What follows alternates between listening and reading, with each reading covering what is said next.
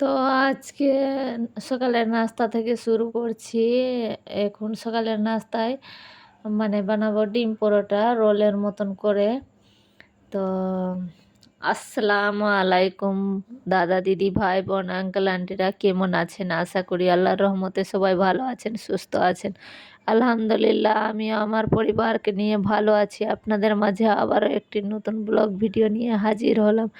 ইনশাআল্লাহ ভালো লাগবে, লাইক দিয়ে ভিডিওটি ফুল ওয়াচ করার চেষ্টা করবেন প্লিজ। আর যারা আমার চ্যানেলে আজকে নতুন তারা লাইক দিয়ে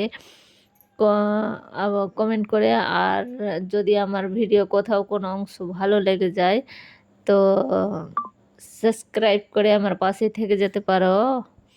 আর যারা এই কাজ অলরেডি করে দিয়েছো তাদেরকে অসংখ্য অসংখ্য ধন্যবাদ। তো এই যে আমার নাস্তা হয়ে গেল, রেডি করছি। 3টা করছি, কারণ একটা বোনের ছেলে, একটা আমি, আর একটা জিগারের বাবা। আমার বোন আমার মায়ের বাড়িতে আছে, তো ওর ছেলেকে খাইয়ে দিয়ে স্কুল পাঠাতে হবে। ওই চা খায় না। এই এটা পরোটা খেয়ে নিবে আর চলে যাবে। টিফিনে বিস্কিট দিয়েছি। ওই আবার ওইখানে খেতে পারবে না, পুরো জামাতে লাগিয়ে দিবে এগুলা। ম্যাগি থাকে তো ম্যাগি দিয়ে দিই, আর ম্যাগি, পাস্তা এগুলা টিফিনে দিই। কিন্তু বিস্কিট দিয়েছি আজকে, আর কোলা দিয়েছি 2টো। তো ওই তো 2টো কোলা আর বিস্কিট খেতে পারবে না, একটা খাবে মনে হয় আর বিস্কিট খাবে। তাও দিয়ে দিয়েছি যদি খায়। বাচ্চারা বাচ্চাদেরকে দেখে দেখে খাচ্ছে স্কুলে। তাই এই যে আমি আগে মুছে নিলাম মানে গ্যাসটাকে। আর আটা শেষ যেহেতু, তো সব কিছু মেজে দিব। তো তারপরে রান্না বসিয়ে দিব। আজকে কোনো কাজ আগে করব না, আগে রান্নাই করব। রান্না করব আজকে উম ই আম দিয়ে মাছের ঝোল, আর ভেন্ডি ভাজা, আর বেগুন ভাজা। এই 3টা করব।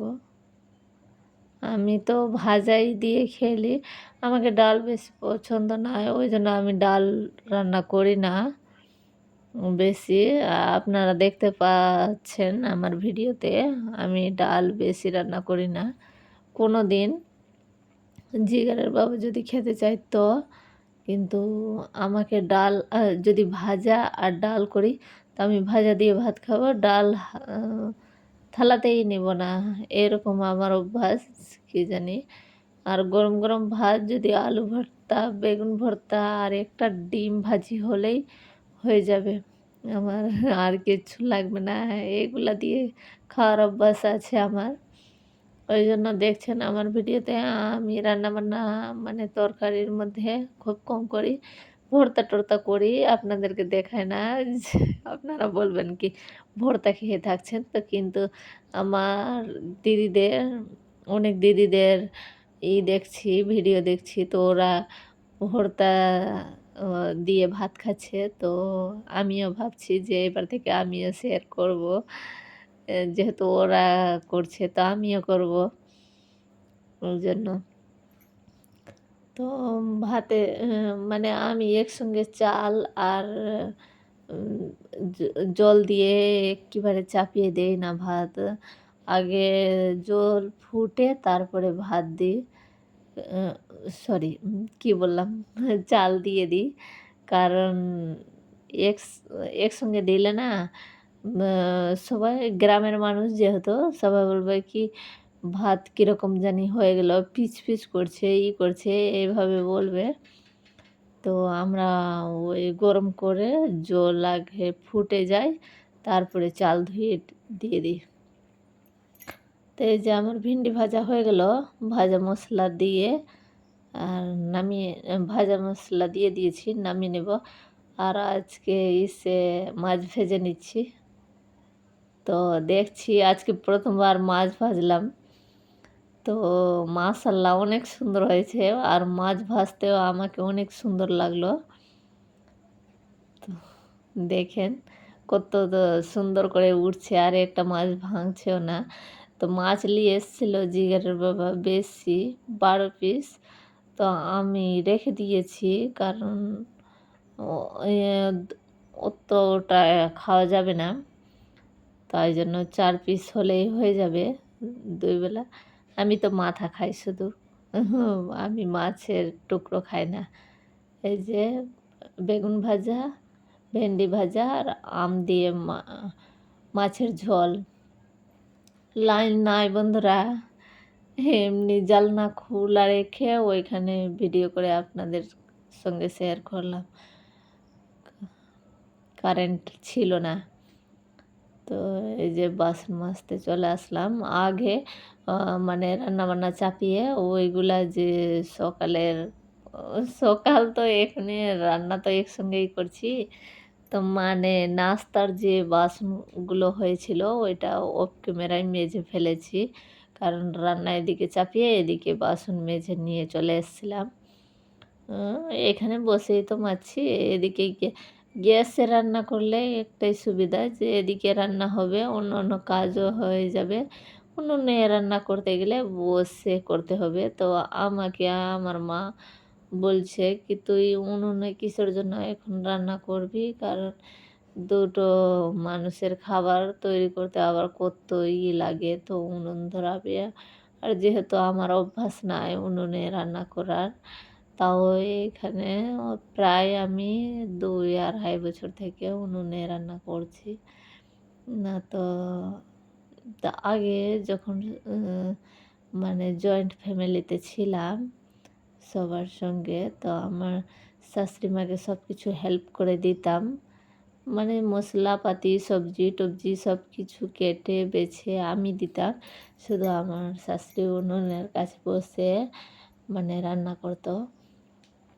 তো এখন তো ওই সুযোগ নাই। কারণ ওরা ওইটা আমাকে হেল্প করতো। তা আমি সবাইকে বলতাম আমার শাশুড়ি অনেক ভালো রান্না করে। কিন্তু আমি কি জানি যে আমাকে এত কষ্ট দিবে পরে। এত করে ওর নাম হলো না। আমি আমার শাশুড়ির একটাও কাজ শুধু ওই বসে রান্নাই করতো। ওর বিছানা, আমার বিছানা, মানে ঘরের সমস্ত কাজ অলরেডি সব কাজ আমি করতাম। আমি আমার শাশুড়িকে করতে দিতাম না। কারণ বলতাম কি, "তুমি শুধু বসে ওই রান্নাটা করে দাও, ব্যাস ওইটাই হলে হবে। আমি সব কিছু করে দিব।" একবেলা আমার শাশুড়ি নিজের বিছানাও করতো না। আমি করতেই দিতাম না। সবসময় লেগে থাকতাম। কিন্তু করেও আমার কিচ্ছু করল না। যেহেতু আমার ছেলেটা এতদিন পরে হলো বিয়ের, তাও আ হাসপাতালে গিয়ে আমার কাছে ১০ মিনিট বসলো না। আবার অন্যটার হয়েছে তো ঠিকই গিয়ে বসছে, রাতও থাকতে পারছে। কিন্তু আমার বেলায় ১০ মিনিট বসারও টাইম ছিল না। আমাকে দেখতে যাওয়ারও টাইম ছিল না। এখন রান্না করে নিয়ে যাচ্ছে খাওয়াতে। আর আমার জন্য লবণ দিয়েও ভাত নিয়ে যায়নি। কি খাবে? আমার মায়ের বাড়ি যদি গ্রামে না থাকলে আমার অবস্থা কী হতো? আমার মায়ের বাড়ি যেহেতু গ্রামে। আর বন্ধুরা অনেক কষ্ট করেছি সঙ্গে থেকেও। কারণ জয়েন্ট ফ্যামিলিতে যখন ছিলাম তো নাস্তা তো দূরের কথা, নাস্তা তো কোনোদিন হতোই না, চা পর্যন্ত না। মানে ৩টার সময় দুপুরের খাবার খেতে হতো। রান্নাবান্না হলে সবাই আগে বাড়ির সবাই খেত, তারপর আমরা খেতে আমি, আমরা না, মানে আমি একা ছিলাম তখন। আমি খেতে পারতাম। ব্যাস আমার মেয়ে হলো, তো বলল কি, মেয়ে হয়েছে তো আল্লাহ যেটা দিবে সেটাই হবে না। আর কি হলো, আমি তো মান্যত করেছিলাম আমার মেয়ের জন্য কি আমার আল্লাহ তাআলা আমাকে একটা ছেলে দিয়েছে, একটা মেয়েও দিয়ে দিবে। তো আমার পরিবার পূর্ণ হয়ে যাবে। তো আমার মেয়ে দিল, আমার কথা শুনলো।